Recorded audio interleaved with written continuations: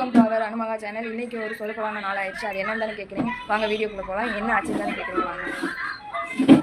Hi friends, இன்றைக்கி நம்ம சேனலோட லோகோவையும் லான்ச் பண்ணியிருக்கோம். அது எப்படி இருக்குன்னு மறக்காமல் கமெண்ட் பாக்ஸில் கமெண்ட் பண்ணுங்கள். பிடிச்சிருந்தா லைக் பண்ணுங்கள்.